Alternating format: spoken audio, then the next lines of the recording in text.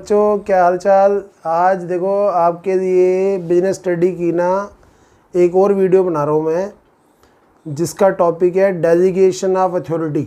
ठीक है, तो डेलीगेशन ऑफ अथॉरिटी का जो टॉपिक है आज हम समझेंगे अपनी वीडियो के अंदर। ये हमारी एक नई वीडियो है बिल्कुल, और आपको देख के बहुत अच्छा लगने वाला है और ये टॉपिक आपको बिल्कुल क्लियर हो जाएगा, बहुत बढ़िया। और ये एग्ज़ाम के लिए भी बहुत बढ़िया टॉपिक है, बड़ा इंपॉर्टेंट टॉपिक है। इस वीडियो को ज़रूर देखना, लाइक करना और सब्सक्राइब जरूर करना मेरे चैनल को। ये देखो आज हम पढ़ रहे हैं डेलीगेशन ऑफ अथॉरिटी। तो डेलीगेशन ऑफ अथॉरिटी का मतलब क्या है, देखो ठीक है। डेलीगेशन का मतलब ही क्या होता है, अपना अधिकार दूसरों को देना। अथॉरिटी मतलब क्या होता है, अधिकार होता है, और डेलीगेट करना मतलब सौंपना। तो देखो एक शब्द है, आपको याद करना है। Delegation of authority it refer to the process of entrusting. Trust से बना हुआ शब्द है, trust.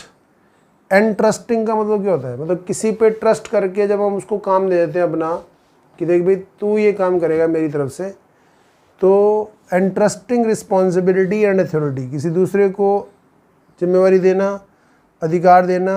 And creating accountability. Accountability मतलब जवाबदेही तय करना कि हाँ भी तू इस काम के लिए जवाबदेह होगा। तो of a person to home work और responsibility has been handed over, मतलब जिस व्यक्ति को रिस्पॉन्सिबिलिटी अथॉरिटी दी गई है उसको अकाउंटेबल बनाना, उसको रिस्पॉन्सिबिलिटी देना, अथॉरिटी देना ही डेलीगेशन है। तो सिंपल शब्दों में देखो डेलीगेशन का मतलब और लिखा हुआ है एक definition. Delegation of authority means assigning work to the other, दूसरों को काम देना, assigning work to the other and giving them authority to do it. ठीक है ना, दूसरों को काम असाइन करना। देखो delegation of authority means assigning work to other and giving them authority to do it.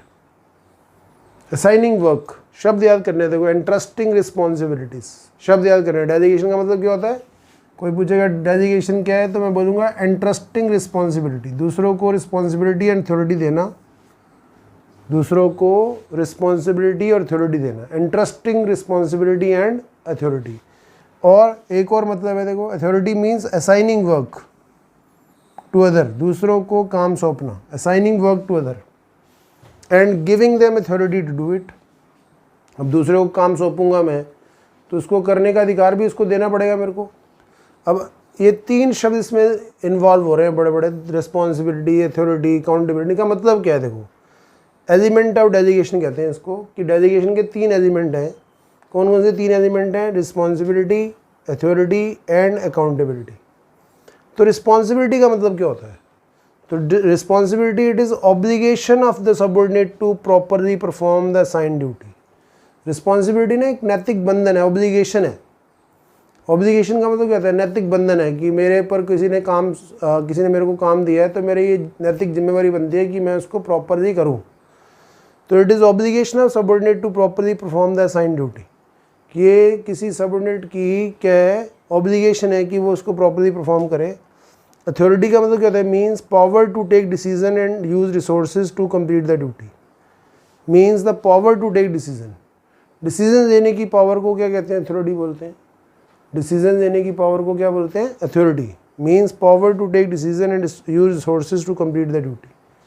भाई ड्यूटी कंप्लीट करने के लिए डिसीजन देने की अथॉरिटी देना, रिसोर्सेज यूज़ करने की इजाज़त देना। अब मेरे को कोई काम दे दे कि तूने ये काम करना है, अब मेरे को काम करने के लिए डिसीजन देने पड़ेंगे, छोटे छोटे रिसोर्सेज यूज़ करने पड़ेंगे, मशीन्स यूज़ करनी पड़ेगी, व्हीकल यूज़ करना पड़ेगा। तो उन सब को यूज़ करने की जो अथॉरिटी मेरे को मिलेगी ना, तभी मैं वो काम पूरा कर पाऊँगा। फिर तीसरा है accountability, it means answerability. Accountability का मतलब क्या होता है, आंसरेबिलिटी तय करना, कि कौन जवाबदेह होगा of the subordinate to his superior for his work performance, कि अपनी वर्क परफॉर्मेंस के लिए मेरे को जवाब देना पड़ेगा कि कुछ गलती हुई है तो क्यों हुई है, सही काम टाइम पे नहीं हुआ तो क्यों नहीं हुआ, इसके जवाब देने पड़ेंगे मेरे को। इसको अकाउंटेबिलिटी बोलते हैं। क्या बोलते हैं, तो देखो तीन शब्दों से बना हुआ है डेलीगेशन ऑफ अथॉरिटी। रिस्पॉन्सिबिलिटी देना, अथॉरिटी देना, अकाउंटेबल बनाना। तो इन तीनों को मिला के हम कहते हैं डेलीगेशन कर रहे हैं हम। तो डेलीगेशन का सिंपल शब्दों में मतलब होता है दूसरों को काम सौंपना, उनको अथॉरिटी देना, उनको जवाबदेह बनाना, अकाउंटेबल बनाना। तो देखो प्रोसेस ऑफ डेलीगेशन यही है। देखो प्रोसेस ऑफ डेलीगेशन में भी तीन स्टेप हैं। सबसे पहले स्टेप में हम assigning duty to the subordinate, and giving him responsibility. पहले उसको ड्यूटीज़ असाइन करते हैं और रिस्पॉन्सिबिलिटी देते हैं कि ये तेरी जिम्मेवारी है, तूने ये काम करना है। फिर रिस्पॉन्सिबिलिटी दे दी है तो अथॉरिटी भी देनी पड़ेगी। एक सिद्धांत है मैनेजमेंट का, अथॉरिटी और रिस्पॉन्सिबिलिटी बराबर होनी चाहिए। जिसको जितनी रिस्पॉन्सिबिलिटी दे रहे हो उतनी ज़्यादा उसको अथॉरिटी भी देनी है। क्यों? कि अगर हम अथॉरिटी नहीं देंगे तो वो काम ही नहीं कर पाएगा, और अगर किसी को हमने अथॉरिटी दे दी है, रिस्पॉन्सिबिलिटी नहीं दी, तो वो अपनी अथॉरिटी का मिसयूज़ कर देगा। तो इससे सबसे पहले हम रिस्पॉन्सिबल बनाएंगे पहले बंदे को, फिर रिस्पॉन्सिबिलिटी पूरी करने के लिए उसको अथॉरिटी देनी पड़ेगी हमें, ताकि वो अपना काम ढंग से कर सके। फिर उसको अकाउंटेबल भी बनाएंगे, जवाबदेह भी बनाएंगे कि हाँ अगर कुछ गलती होगी तो उसके लिए जिम्मेवार आप होगे, आपको जवाब देना पड़ेगा। तो fixing accountability, making the person accountable for his work performance, अपनी वर्क परफॉर्मेंस के लिए उसको अकाउंटेबल बनाना। तो देखो 3 स्टेप हो गए बार बार, रिस्पॉन्सिबिलिटी देना, अथॉरिटी देना, अकाउंटेबल बनाना, वही शब्द है देखो। तो डेलीगेशन ऑफ अथॉरिटी का मतलब क्या हो गया? Assigning work to the other, दूसरों को काम असाइन करना, and giving them authority to do it, मेन सिंपल शब्दों में। तो पॉइंट है कि इम्पोर्टेंस क्या है डेलीगेशन की, डेलीगेशन क्यों इम्पोर्टेंट है बताओ? कि डेलीगेशन करना क्या ज़रूरी है? क्या बहुत ज़रूरी है डेलीगेशन करना। बिना डेलीगेशन के हम कोई भी काम ढंग से नहीं कर सकते हैं, क्योंकि एक काम एक व्यक्ति कर सकता है, लेकिन अगर बहुत सारे काम करने हो एक व्यक्ति को तो वो कोई भी काम ढंग से नहीं कर पाएगा। तो इससे हमें देखो अपने छोटे छोटे रूटीन कामों को ना दूसरों को क्या करना पड़ेगा? डेलीगेट करना पड़ेगा। अगर हम दूसरों को डेलीगेट करेंगे तो वो छोटे छोटे रूटीन नेचर के काम हमारे कर देंगे, बाकी हम मेन कामों पे हम ध्यान दे पाएंगे। तो यही पहला पॉइंट है इंपॉर्टेंस का, it make the management more effective. कहते हैं इससे मैनेजमेंट अच्छा हो जाता है। As delegation reduce the workload of the manager, delegation से वर्कलोड कम हो जाता है मैनेजर का, and they can perform well, वो अपना काम अच्छे तरीके से कर पाते हैं। अब सपोज करो कि मैं ही छोटी छोटी बातों में उलझा रहा हूँ, तो फिर मैं दूसरे कामों को, अपने मेन कामों को नहीं कर पाऊँगा। तो हमें अपने छोटे छोटे रूटीन नेचर के काम दूसरों को डेलीगेट करने हैं और मेन कामों पे ध्यान देना है।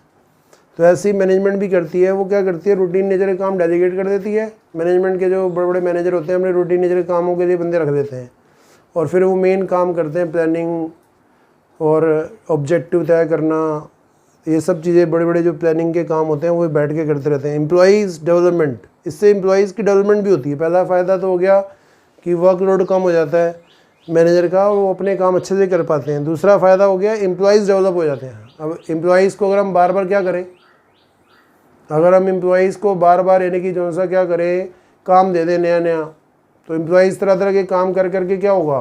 डेवलप हो जाएगा। अगर अपने बच्चों को काम सौंपें कि ये काम तू कर, ये काम तू कर, तो वो तरह तरह के काम करके ना उनको एक्सपीरियंस हो जाएंगे। अब जो फादर अपने बच्चों को काम नहीं सौंपता ना, तो उसका बच्चा जो सा होता है ना, क्या नहीं हो पाता? कॉन्फिडेंट नहीं बन पाता। तो फादर को चाहिए कि वो अपने छोटे छोटे कामों को अपने बेटे से करवाए, तो बच्चों से करवाए। उसका रीज़न ये होगा कि बच्चे तरह तरह के काम करके ना थोड़े रिस्पॉन्सिबल बनेंगे, एक्टिव बनेंगे, उनको दुनियादारी की थोड़ी समझ आएगी। तो डेलीगेशन करना बहुत ज़रूरी है। डेलीगेशन करने से एम्प्लॉयज़ की डेवलपमेंट होती है। ऐसे एम्प्लॉयज़ कंपनी के अंदर अगर तरह तरह के काम करते हैं तो क्या होगा? तरह तरह के काम करने से क्या होता है? तरह तरह के काम करने से क्या होता है बताओ? तरह तरह के काम करने से वो डेवलप हो जाते हैं, उनको तरह तरह के कामों का एक्सपीरियंस हो जाता है, एक्सपोजर मिलता है। तो तीसरा क्या है देखो, motivation of employees when duties are assigned to worker they feel motivated. इससे ना मोटिवेशन भी होता है कर्मचारियों का। कर्मचारियों का मोटिवेशन कैसे होता है? भाई कर्मचारियों का मोटिवेशन होने का मतलब क्या है कि जैसे किसी कर्मचारी को हम चुनते हैं किसी काम के लिए, तो क्या होगा? वो मोटिवेट हो जाएगा, उसको लगेगा यार मेरे को चुना गया है काम के लिए, मेरे को ड्यूटीज़ असाइन की गई हैं, तो मैं इंपॉर्टेंट हूँ। तो हम जब भी मैनेजर किसी बंदे को काम सौंपता है तो उसको लगता है हम बड़े इंपॉर्टेंट हैं। तो motivation of employees when duties are assigned to worker they feel motivated. अच्छा, फैसिलिटेशन ऑफ ग्रोथ फैसिलिटेशन होती है। कहता है all work can not be done by single person. क्योंकि देखो ग्रोथ कैसे करेगी कंपनी? ग्रोथ करना चाहती है, बड़े सारे काम हैंडल करना चाहती है, बड़ा बड़े वर्कलोड हैंडल करना चाहती है, तो क्या अकेला बंदा कर देगा? नहीं कर सकता। तो उसको क्या करना पड़ेगा? डेलीगेट करने पड़ेंगे। देखो बड़े सारे काम को बांटना पड़ेगा। तो facilitation of growth, all work can not be done by single person, so delegation make it possible to handle multiple task and facilitate growth. तो डेलीगेशन से हम मल्टीपल टास्क को हैंडल कर सकते हैं और ग्रोथ पॉसिबल हो जाती है। अच्छा, delegation is the basis of management hierarchy. Management hierarchy का बेसिस है ये। डेलीगेशन क्या है? मैनेजमेंट हायरार्की क्या होती है कि कौन बॉस है, कौन सबॉर्डिनेट है, उसके नीचे सबॉर्डिनेट कौन है। तो ये मैनेजमेंट का जो हायरार्की चल रही है वो डेलीगेशन से तो हुई है।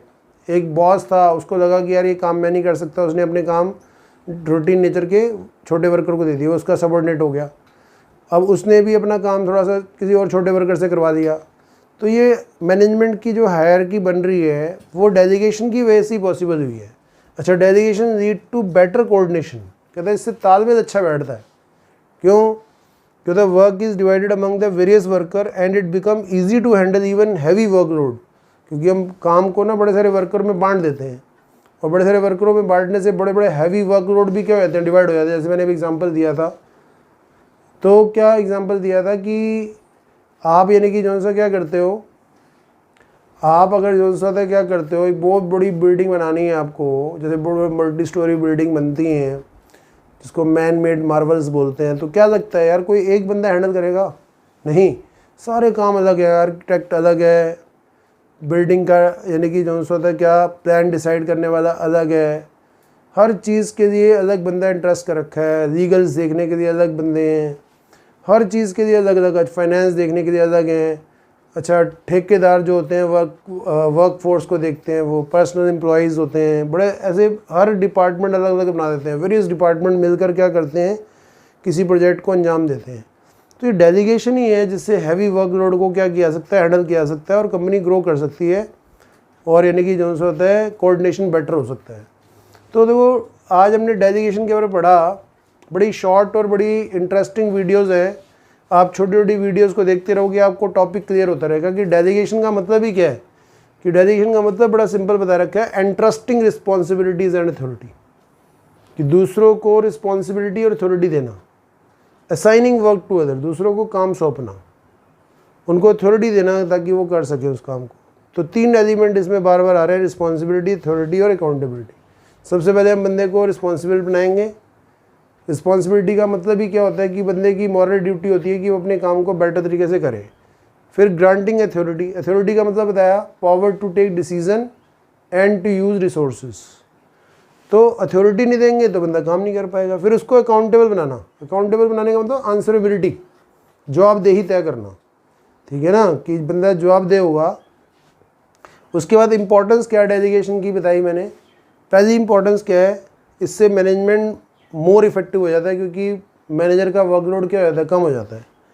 एम्प्लॉयज़ को डेवलपमेंट के चांस मिलते हैं, क्योंकि उनको तरह तरह के काम करने को मिलते हैं, तो उनको बेटर एक्सपोजर मिलता है। एक्सपोजर मिलने से क्या होता है, वो अच्छा काम कर पाते हैं। इससे कर्मचारियों की मोटिवेशन होती है।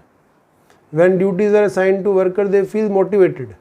अच्छा, फैसिलिटेशन ऑफ ग्रोथ, इससे ग्रोथ फैसिलिटेट होती है। All work can not be done by single person, so delegation make it possible to handle multiple task and facilitate growth. कहते हैं इससे ग्रोथ होती है। सिंगल पर्सन जो होता है, सारा काम एक बंदा तो कर नहीं सकता, तो इससे डेलीगेशन करने से क्या होता है, डेलीगेशन करने से ना मल्टीपल टास्क हैंडल करना आसान हो जाता है। मैनेजमेंट हायरार्की का बेसिस भी यही है, delegation lead to the better coordination. Delegation से बेटर कोऑर्डिनेशन हो जाता है, वर्क डिवाइड हो जाता है वेरियस वर्कर के बीच में, और बड़े से बड़े हैवी वर्कलोड भी क्या हो जाते हैं, आसानी से हैंडल हो जाते हैं। तो ये बात समझ आती है सब बच्चों को। तो कुल मिला के यानी कि जो सा क्या बताया, तो ये एक शॉर्ट वीडियो है। सारे बच्चे इस वीडियो को देखना और यानी कि शेयर करना, अपने फ्रेंड्स को भी बताना, और मेरे चैनल को लाइक और सब्सक्राइब जरूर करना। Thank you very much.